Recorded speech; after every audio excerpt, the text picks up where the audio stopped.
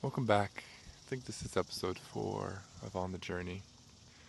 And I really don't want to be here today. And what it points to is, I think, one of the most important things about mental health is that it's not about feeling good, it's about showing up. And true mental health isn't about chasing feelings. I think this is something that we've really gotten wrong in our society, is that we've become a society that focuses on chasing feelings rather than chasing goods, because our society is under the assumption that the things that feel good are good, and that the best way to have a good life is to fill your life up with good feelings. But this isn't true. I think this brings back to the values thing, but it's really kind of pretty simple. And so I guess I was thinking about about this today in the episode, although I don't know how long I'll be able to talk about it for. But the power of just showing up. Like, that's why I'm here right now. That's why I'm recording this episode. It's not because I think I have anything to share, because, to be honest, I don't feel that way right now. Not in a sense of like self-doubt, and not in a sense of like, I don't think I have anything of value. I know I do believe I have that, but I don't feel motivated right now. I don't feel inspired right now. I don't feel like this episode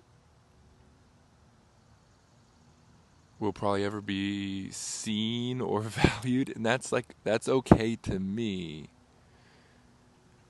because what I'm practicing right now is, for me, it's about just showing up. And I've come to really believe in the process over progress. Our culture is such a product emphasis because our culture is so outward facing. What can you see? And we're missing any kind of underlying, like, well, what's really happening here? We're so visual, we're so audible, we're so material that we've lost any sense of non-seen goods. And this is kind of a core concept that I learned in my philosophy of ethics classes in college that has really struck with me. And it's in Nicomachean Ethics. Aristotle talks about different types of goods. And he defines two different goods: things that are good because of what they bring about, utilitarian goods or instrumental goods is two ways to call it. And the other types of goods is things that are good in and of themselves. They're good because by their very nature they're good. And so a great example here is a car. What really defines a car as good or not is, does it get you to your destination? Right? The funny thing is, a Rolls Royce is really no better than this Subaru that I have. It's more expensive, maybe it's built with more quality, all these things. But in terms of the functional serving of actually getting me from point A to point B, they do the same thing. And so I would say, if my car gets me to work, it's a good car. And if my car doesn't get me to work, it's a bad car, right?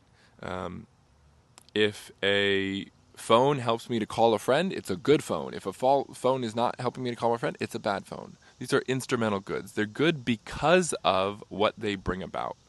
They're goods because they're means to an end.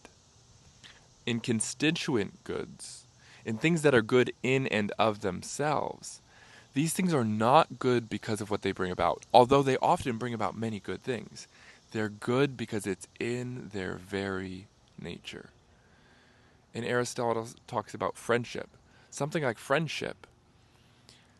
Friendship is not good because it helps us to not be lonely, because it gives us a social support, because it makes us feel good. Friendship is good in and of itself, by its very nature. And these goods are the highest level of goods, the goods which we ought to strive for. And these are spiritual goods, they're immaterial goods. So things like patience, things like kindness, these are the virtues. Humility is good. Now, humility is it brings about many good things. It's easier to be friends with people that are humble. It's an admired quality. It brings about all these good things, but that's not why it's good to be humble. It's good to be humble because it's good to be humble.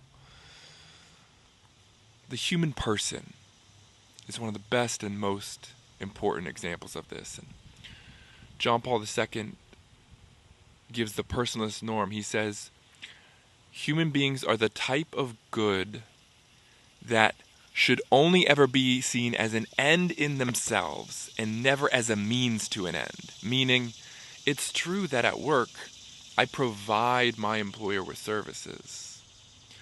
But what should be seen first is that I'm a human. And so it's true that as a person in our society, I pay taxes, I provide services, I do all these things, but that's not what makes me good. I'm not good because of what I do. I'm good because of the type of being that I am. And this is a core feature from Atticus Finch in To Kill a Mockingbird, where he says, just because we're licked and we'll lose from the beginning, before this court case even begins, we've lost. Just because we've lost from the beginning does not mean that we should not go in there and stand for what is right, true, and just. And so this is the foundation for ethics, that there are some things that are good, some things that are worth doing, not because of what they bring about, but because of the nature of human beings. And so one of the things I've learned is that showing up is one of those things for me. It's not about the product that this is producing. It's about the character that I'm creating.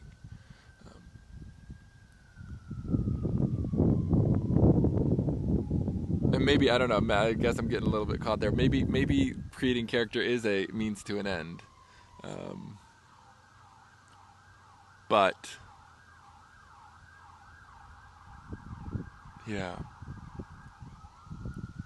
And so, I mean, some of the, I guess, just kind of meanderings on mental health. I'm a therapist, if I haven't said that already. But, what I've found is really, in our society, we've learned to connect the feelings to the action way too much. And so we think, okay, I need to be motivated in order to do things. And this is a recipe for mental health disaster. You don't need to be motivated to do things. You need to do things to do things.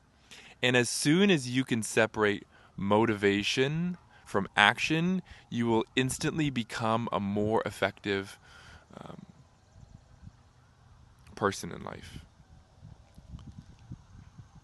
It's just about showing up. And one of my favorite things to tell my clients at the end of sessions is, I usually look at them and I say, let's just keep putting one foot in front of the other. Because it's not about getting up the steps. It's about learning how to take a step and take a step and take a step. And before you know it, you're at the top. One of the analogies that I really like to use in terms of motivation is like one of those Roman sailboats that has both a sail and has a rose. And if you're waiting for motivation to take action, what you're doing is you're like a Roman sailboat that has its sails out, that's waiting for the wind, even though you have oars right next to you. The reality is that you don't need the wind to move the boat. Now, the wind is nice. And hell, if we're rowing the oars and the wind is blowing, that's great too. And maybe we're rowing the oars and the wind is blowing, then we can take a little break from the oars, right? Because that motivation comes and picks us up. But if you're waiting for the wind, you are dead in the water. You don't need motivation. You need to just act.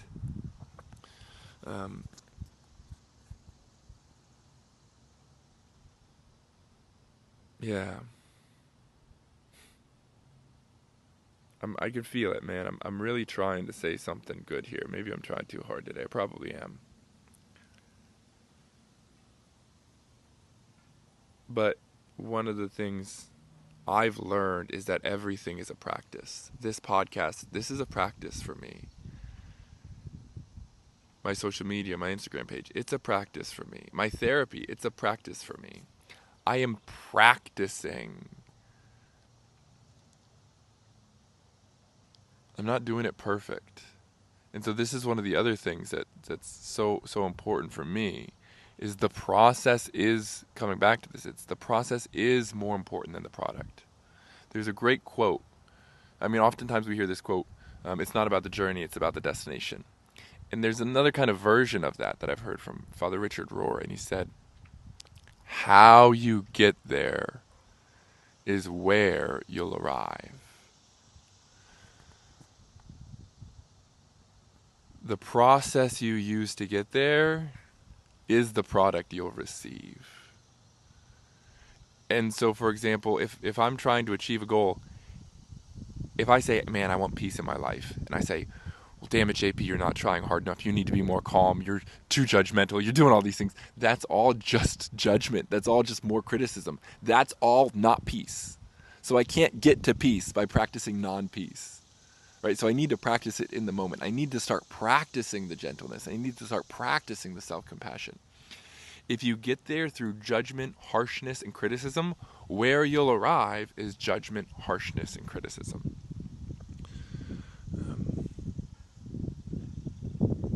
So yeah, today was about showing up.